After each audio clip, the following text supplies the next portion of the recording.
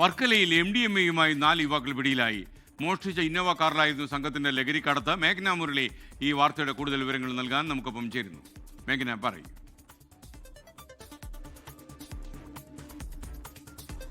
SKN Thiruvananthapuram വർക്കലയിൽ 17 ഗ്രാമിലധികം MDMA-യുമായാണ് 4 യുവാക്കൾ ഇപ്പോൾ പിടിയിലായിട്ടുള്ളത്. മോഷ്ടിച്ച വാഹനത്തിലായിരുന്നു ഈ ലഹരി മരുന്നുകളുടെ കടത്തുണ്ടായിരുന്നത്. ഇത് പ്രതികളിലേക്ക് കല്ലമ്പലം പോലീസ് എത്താനുള്ള ഒരു കാരണം എന്ന് പറയുന്നതും ഈ ഇന്നോവ കാർ മോഷ്ടിക്കുന്നു. ഈ കാറിന്റെ ഒരു അന്വേഷണത്തിലായിരുന്നു ഉണ്ടായിരുന്നത്. അങ്ങനെ ഉടമ പോലീസിൽ പരാതി നൽകുന്നു. അങ്ങനെ കാർ അന്വേഷിച്ച് ഈ പ്രതികളിലേക്ക് എത്തുന്നു. അങ്ങനെ പോലീസിനെ കണ്ട് പ്രതികൾ വാഹനം നിർത്താതെ പോകുന്നു. അങ്ങനെ നടത്തിയ അന്വേഷണത്തിലും ബലപ്രയോഗത്തിലൂടെ പ്രതികളെ കീഴ്പ്പെടുത്തുന്നു. അങ്ങനെയാണ് ഈ ലഹരി വസ്തുക്കളടക്കം പിടികൂടിയിട്ടുള്ളത്. വാഹനത്തിൽ ഒളിപ്പിച്ച നിലയിലായിരുന്നു MDMA ഉണ്ടായിരുന്നത്. 17 ഗ്രാമിലധികം MDMA ഉണ്ട് എന്നുള്ളതാണ് ഇപ്പോൾ പോലീസ് പറയുന്നത്. അതുപോലെ തന്നെ വാഹനത്തിൽ നിന്നുള്ള പരിശോധനയിൽ മാരകായുധങ്ങളും കണ്ടെടുത്തിട്ടുണ്ട്.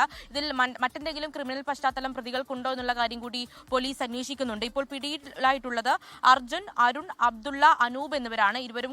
എല്ലാവരും കല്ലമ്പലം സ്വദേശികളാണ്.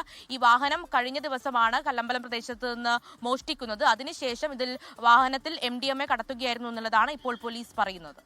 ഓക്കെ, താങ്ക് യു മേഘ്ന മുരളി.